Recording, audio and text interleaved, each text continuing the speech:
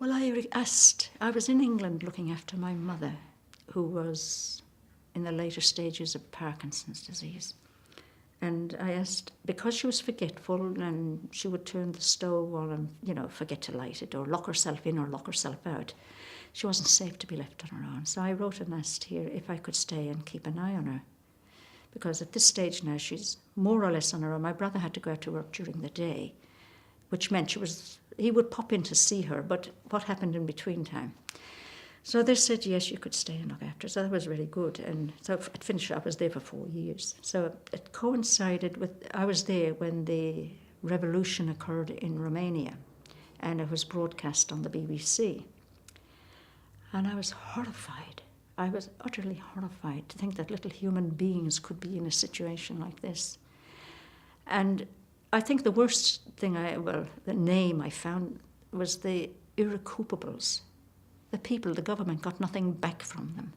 They were irrecoupable. And they actually came under the Ministry of Transport. Yes, I mean, if you saw the potholes and things that were in the streets, you could imagine how little was spent on it. They didn't have the money. And I'm not blaming the people, they just didn't have the money. It was getting spent in like armaments and that sort of thing. Food was terribly scarce. Money was scarce, because I know on one occasion there was a big meeting, a kind of a union meeting, and I asked the lady what the problem was, and she said, they don't have the money to give us our wages this week, or this month, it was this week. And their wages were pitiable. They really were.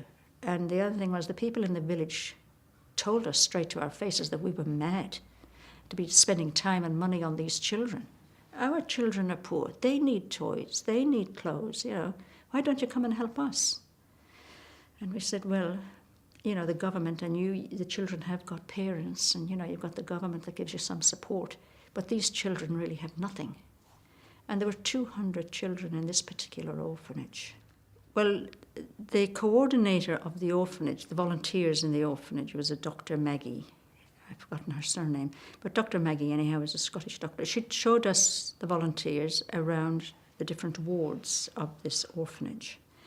And then, as I went through this particular ward, I saw a little girl there who I found the most repulsive child I have ever seen, and I really wanted to withdraw. And my thought was, I hope I don't have to work in this ward. It so happened it was the very ward I was asked to work in.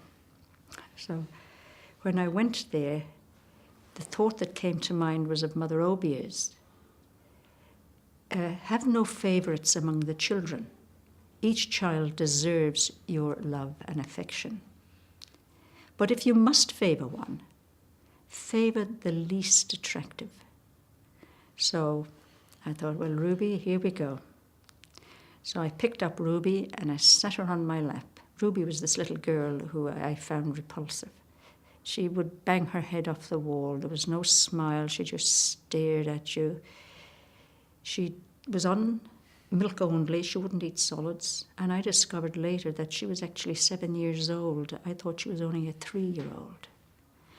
But she didn't speak, didn't smile. There was nothing at all from her. The only activity was this banging of her head and screaming when it was time for meals, which was her drink, which she threw down like a little animal and then was ready to move off, go back to banging her head. But in truth, having put into practice what Mother Obie has said, show the affection to her. And I included the other children that were in the room with her, but we brought her into the conversation. Well, it was a very pathetic conversation because I didn't have much Romanian, and the children understood English even though they couldn't speak. But anyhow, before I left, I had Ruby smiling. Ruby was out playing on the carpet with the mat with the other children, toys. These were all new things for these children. They had up to that point had no interaction with each other, and they didn't really know how to play with toys. So we had to sort of show them what you did with it and teach them to share and pass. Well, anyway, I got Ruby to the point, as I say, of smiling and joining these other children, I took her for a walk to the woods nearby, and I handed her a pine cone. Now, most of the children would smell it and throw it away. She picked it up, smelt it, and she rubbed it, and I thought, now this is an interesting reaction. I didn't have this, and she held on to it the whole time that we were out walking. But as soon as we got to the orphanage, the caregiver threw it away, and that was the end of that. They had no time for that extra nonsense, you know. And so I took Ruby out more regularly, and I say Ruby because the boys who were in the ward, it was very difficult. They had suffered from cerebral palsy, and we didn't have proper wheelchairs. And until we got that, we really couldn't take them out. So it was a case of children who could walk, or, you know, that you could, I don't know how we took Ruby. We had a couple of little push chairs, but it was not suitable for the boys. But they loved the outdoor. And Ruby then, I asked the physiotherapist, who was a Romanian, would she please encourage Ruby to walk? And she said, no. And I said, please, she's coming on. But anyhow, before I left, I started walking her down the corridor, holding on to her like you would a little toddler, walking her down the corridor. And when I went back, the 5 years later, Ruby walked out to meet me. So I was delighted. She put her arms around me and gave me the big smile. But I'm jumping the gun there.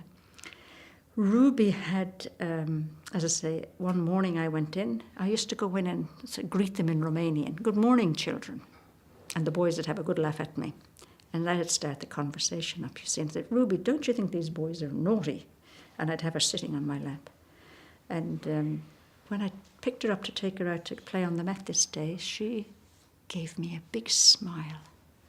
Oh, I said to the doctor, Maggie, look, this Ruby gave me a big smile. She said, oh, you're dreaming, sister, for goodness sake. I said, I'm not. Maggie, Ruby, give Maggie a big smile.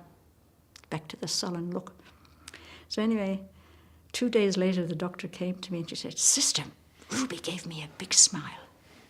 Now, there were some Irish women who had been there prior to my going, and as I was coming out of the woods this day with the children, I had Ruby, I was pushing Ruby in the pram. We had several children, there were a group of us, and this Irish lass was across the road and she was naming the children as they came out of the woods, and she said, sister, who have you got? I said, I have Ruby.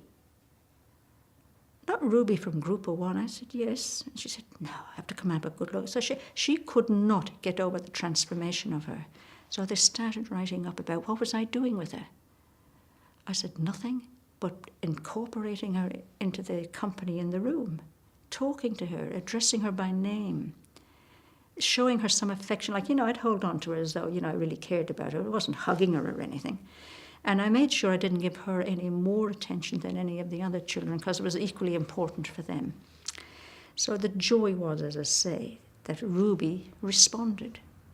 But up to the day I left, she was still drinking milk only, wasn't walking, but at least we were starting her in that direction. She had progressed to play out on the mat. That was within 8 months.